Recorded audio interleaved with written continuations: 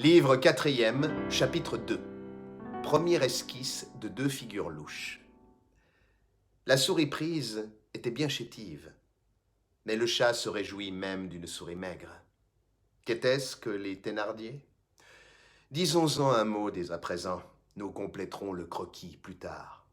Ces êtres appartenaient à cette classe bâtarde composée de gens grossiers parvenus et de gens intelligents déchus, qui est entre la classe dite moyenne et la classe dite inférieure, et qui combine quelques-uns des défauts de la seconde avec presque tous les vices de la première, sans avoir le généreux élan de l'ouvrier, ni l'ordre net du bourgeois. C'était de ces natures naines qui, si quelque feu sombre les chauffe par hasard, deviennent facilement monstrueuses. Il y avait dans la femme le fond d'une brute, et dans l'homme l'étoffe d'un gueux. Tous deux étaient au plus haut degré susceptibles de l'espèce de hideux progrès qui se fait dans le sens du mal. Il existe de ces âmes écrevisses, reculant continuellement vers les ténèbres, rétrogradant dans la vie plutôt qu'elles n'y avancent, employant l'expérience à augmenter leur difformité, empirant sans cesse et s'empreignant de plus en plus d'une noirceur croissante. Cet homme et cette femme étaient de ces âmes-là. Le Thénardier, particulièrement, était gênant pour le physionomiste. On n'a qu'à regarder certains hommes pour s'en défier. On les sent ténébreux à leurs deux extrémités. Ils sont inquiets derrière eux et menaçants devant eux. Il y a en eux de l'inconnu. On ne peut pas plus répondre de ce qu'ils ont fait que de ce qu'ils feront. L'ombre qu'ils ont dans le regard les dénonce.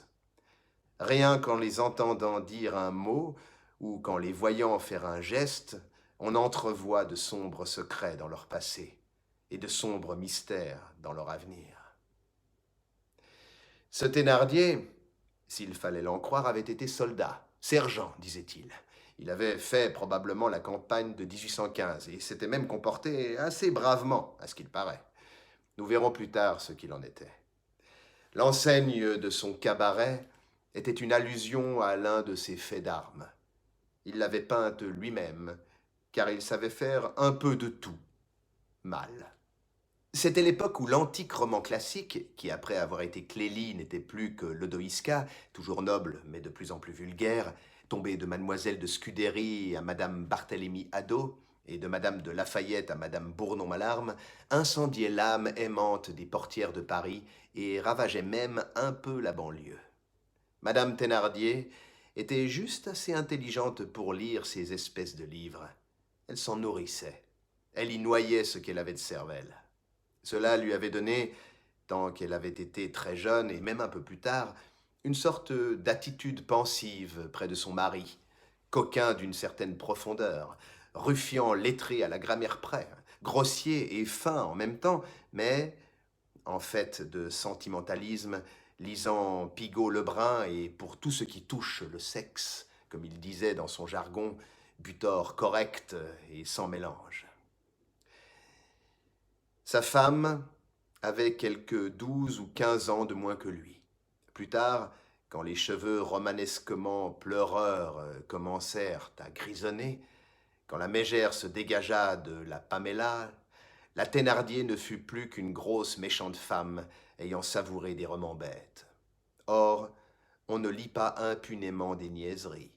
Il en résulta que sa fille aînée se nomma Éponine. Quant à la cadette, la pauvre faillit se nommer Gulnare. Elle dut à je ne sais quelle heureuse diversion faite par un roman de Ducray d'Huminil de ne s'appeler qu'Alzelma. Au reste, pour le dire en passant, tout n'est pas ridicule et superficiel dans cette curieuse époque à laquelle nous faisons ici allusion et qu'on pourrait appeler l'anarchie des noms de baptême. À côté de l'élément romanesque que nous venons d'indiquer, il y a le symptôme social. Il n'est pas rare aujourd'hui que le garçon Bouvier se nomme Arthur, Alfred ou Alphonse, et que le vicomte, s'il y a encore des vicomtes, se nomme Thomas, Pierre ou Jacques. Ce déplacement qui met le nom élégant sur le plébéien et le nom campagnard sur l'aristocrate n'est autre chose qu'un remous d'égalité. L'irrésistible pénétration du souffle nouveau est là comme en tout. Et sous cette discordance apparente, il y a une chose grande et profonde, la Révolution française.